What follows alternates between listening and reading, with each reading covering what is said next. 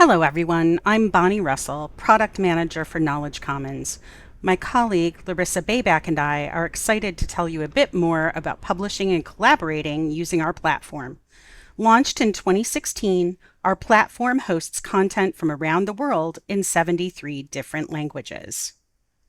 Knowledge Commons offers a suite of tools that can help you publish, disseminate, collaborate, and publicize your work. Sites and KCWorks, our open access repository, can be used to publish open educational resources and journals. Groups can serve to organize a project or continue the conversation and encourage others to build on or give input on your work. Profiles can serve as a digital CV or a way to introduce yourself to others. Traditional publishers may not support interactive or multimodal publishing. New, niche, or sensitive topics may find resistance from publishers unwilling to take a risk. Early career researchers may be overlooked for more established names, or if their work contradicts a senior scholar, may find it difficult to publish. And independent scholars may find themselves locked out of the means of publication entirely. Publishing isn't limited to text. For those projects that center on new forms of scholarship, such as VR, AR, multimedia, and data, we accept almost any file type in our KCWorks repository.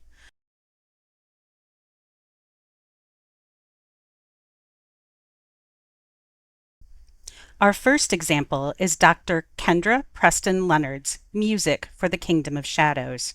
Dr. Leonard is a librettist, musicologist, and instructor who has authored a number of publications on the Commons.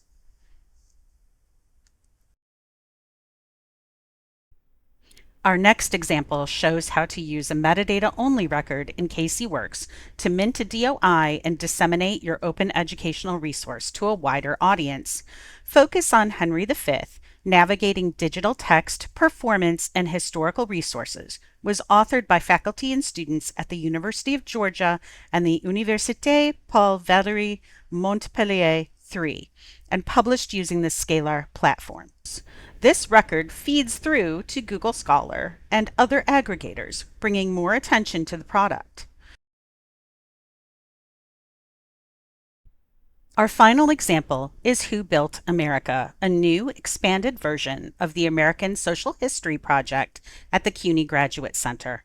By depositing a PDF one-sheet, the author has augmented the KCWorks record and given a good overview of the project.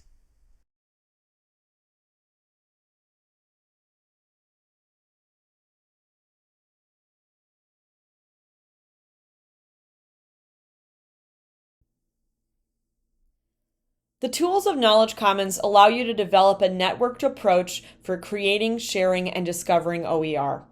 One thing that we hear many times from faculty and from librarians is that they enjoy using Knowledge Commons because of the ways they can customize our tools to fit their needs. As a reminder, these are our 5 key features of the Commons that can be used in order to create, share, and develop OER. I'm now going to outline each and provide some examples of how faculty members, librarians, and authors have used them in order to get their OER out there. hcommons.social is our Mastodon server that's open to anyone who would like to engage in conversations around scholarly communication. If you sign up at hcommons.social, you can have conversations with social media users about the work you've done, including sharing updates on your projects or OER that you're excited to share out with everyone. You can link from your feed on Mastodon to your Knowledge Commons profile in order to show off those scholarly conversations quickly and easily with Knowledge Commons users.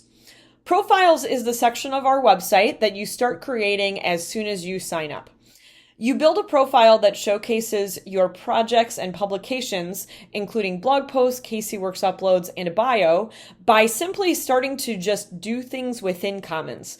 You can add and edit things at any time to your profile, and as things will update when you join groups and create sites, you can be able to show off a full, robust digital presence of who you are. Groups in Commons can be public, private, and hidden, and are used for activities like resource creation and discussion. For example, Perhaps you want to share OER resources with a large group of people at your university. So you could create a public group, and then those resources could be shared and discussed with a discussion board and file sharing options. You could also create a private or a hidden group to have a discussion around the development of an OER that would not be shared with anyone that has a Knowledge Commons account. There are many groups on Knowledge Commons to join and be active in so that you can find a group that will align with your interests. Sites on Knowledge Commons are WordPress-based and can be used to create an OER directly on our platform. You could also create a site and use it to promote your OER. We have many users that develop a website in order to talk more about their project or break down the creation process. You also can have a group site, and that means that you could potentially have an OER group where the discussion portion would happen that links to a public-facing website for anyone on the web to learn more about your project. KCWorks is our repository, and this is the place where you'll find the most OER on Knowledge Commons. You can publish your OER directly in our repository to receive a DOI, and you can also create a collection to publish and share OER resources and/or an open journal. The tools of collections allow for administrators to approve works to be added. So if you're interested in gathering a bunch of OER resources together from authors who are working on similar topics, you could potentially create a basic editorial workflow to develop a collection around this topic. Knowledge Commons Works, our repository, is also a great place to share auxiliary resources like interview transcripts or help guides, and each of those would receive a DOI as well. So if you have accumulated a lot of pieces that you cannot include in your final OER, you could add them right into KCWorks to also get credit for them. Knowledge Commons is based at Michigan State University, but our team is spread across the globe, and we're passionate about making knowledge accessible to all. We regularly communicate with our users through opportunities like UX testing and our user advisory group because we believe in the importance of partnering with our community. We're a nonprofit, and so we have options for orgs of all sizes to get involved in our governance, and that gives them the ability to help shape our future as a platform. But all of the features that I've discussed today in this presentation are free, so you can join that at any time and get started. If you want to know more about us, subscribe to our monthly newsletter at hcommons.org. There's a box on the homepage that you can add your email address to, and we send a monthly newsletter with updates and features that have been added to our platform. You can follow us on our social networks of LinkedIn, Mastodon, and Blue Sky. And as I already mentioned, you can always create an account. It's totally free. If you are interested in financially supporting us, talk to our team about sustaining membership and KCWorks for institutions by emailing network@hcommons.org. Thank you for your time hearing more about Knowledge Commons.